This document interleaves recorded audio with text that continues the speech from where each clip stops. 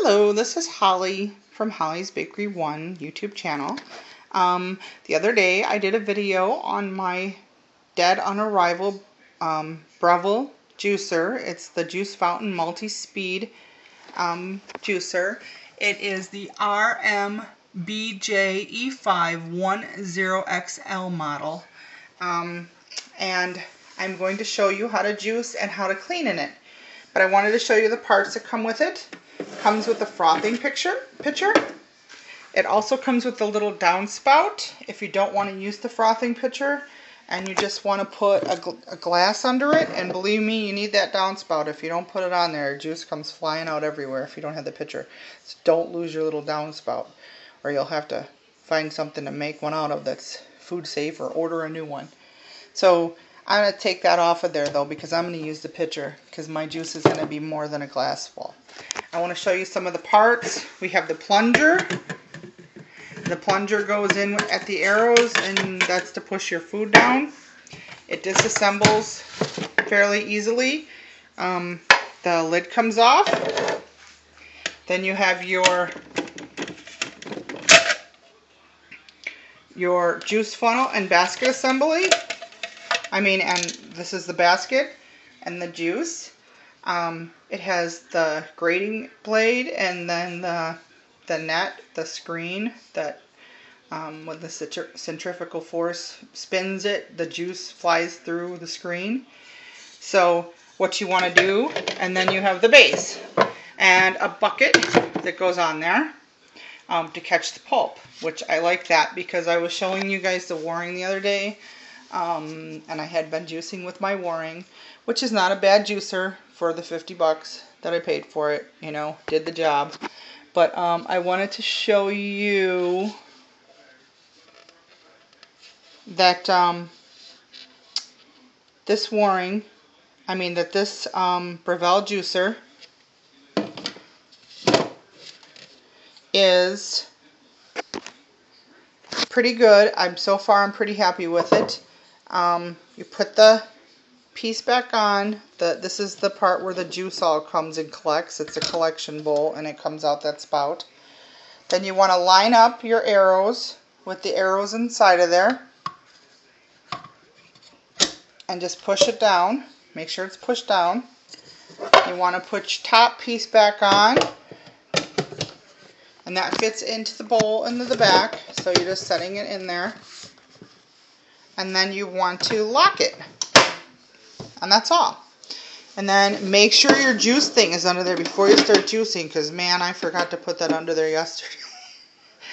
I had to wipe all the cabinets down, and the floor is still sticky. I cleaned the floor up, and I gotta mop it again today. But anyway, I washed my fruit, cleaned it. I have a pear that I cored and cut in half.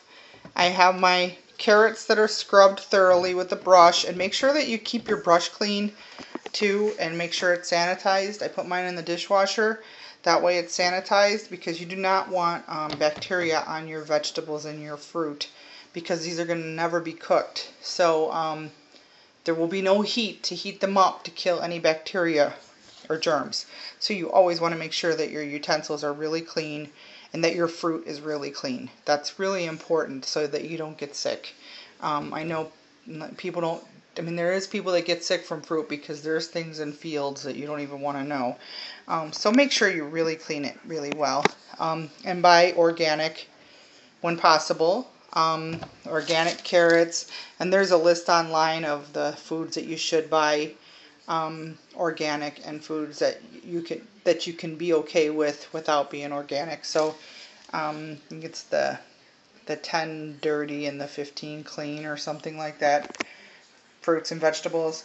So I'm going to start juicing, and this juicer has different settings. 1 for soft foods, 2 for citrus, 3 is also for citrus, and then 4 is for like pineapple and apples, and then 5 is for hard vegetables. Has an on and off switch, so it's pretty easy. So I am going to start off with, I don't have anything actually soft in there.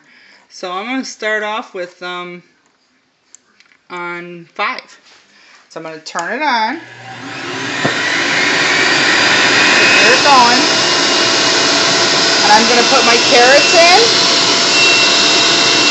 And actually with this one I can put all my carrots in at once because it has such a wide feed tube.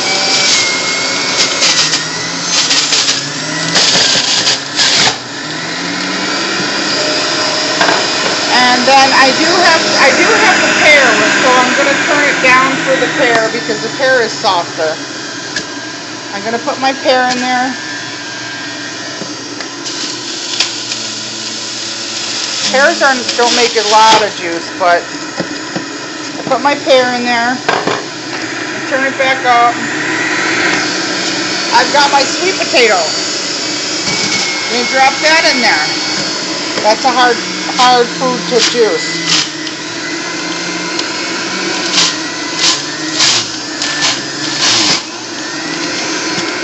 So I'm juicing my sweet potato. And when you juice some sweet potatoes, you want to juice stuff that's a lot juicier and waterier. And I'm going to juice my jicama.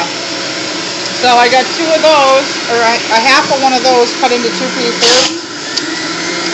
Jicamas are a lot of water in them. So I juiced my jicama root. I got another little carrot here, and I got a piece of ginger. I'm going to juice that. I'm going to juice my apple.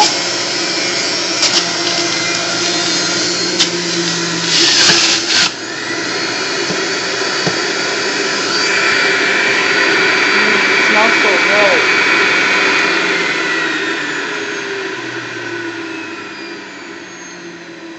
And now I've shut it off. It sounds like a loud vacuum cleaner, but that's pretty much, I think, what they all sound like from what I've seen on videos. And I'm going to tilt it a little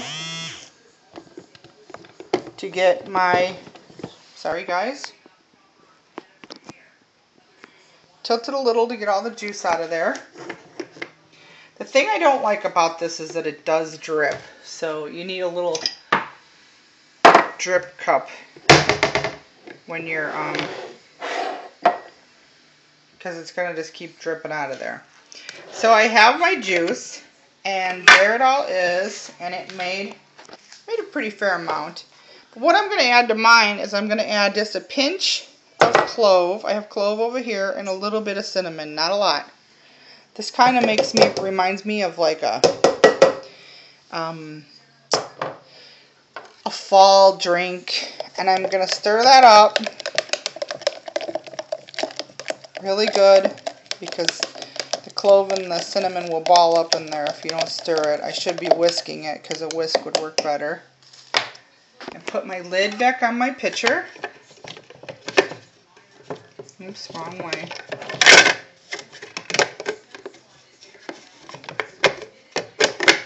And if you see, the pitcher has this long thing and it stops the froth from going into your glass.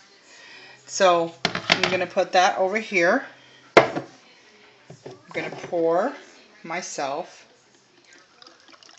a drink over some ice. I always put it over ice because I think the ice waters it down a little bit too, so it's not so thick.